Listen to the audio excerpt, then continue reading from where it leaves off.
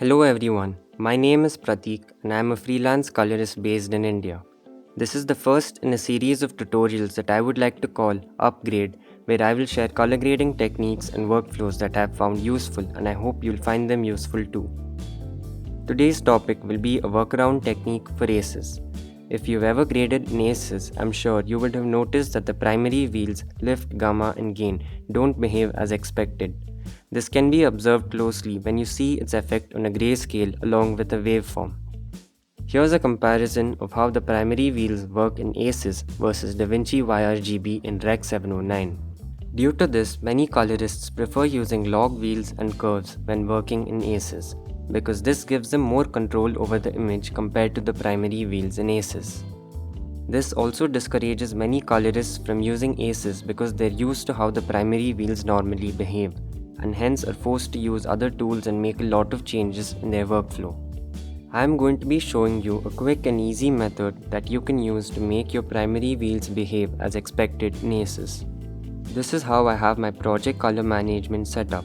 I'm working in ACES CCT. The primary wheels are designed to work with video signals, hence they give you different results when working in ACES. So what you can do to make them respond correctly is to change the node color space and gamma to Rec 709 gamma 2.4. What this is essentially doing is taking the input which is in ACES CCT, transforming it into Rec 709 gamma 2.4 for this node and then outputting it back to ACES CCT. This is only changing the working color space and gamma of the node, allowing us to use the primary wheels easily. Now, when using the primary wheels, you will notice that they are working as expected, unlike what we saw earlier. Let us now understand what is happening under the hood. What we did by changing the node color space and gamma can also be demonstrated by using two ACES transforms in a sandwich setup. The first transform is taking you from ACES CCT to Rec 709, and the second transform is taking you from Rec 709 back to ACES CCT. Now, if I use the primaries in a node between the two ACES transforms, they will behave as they would with video signals.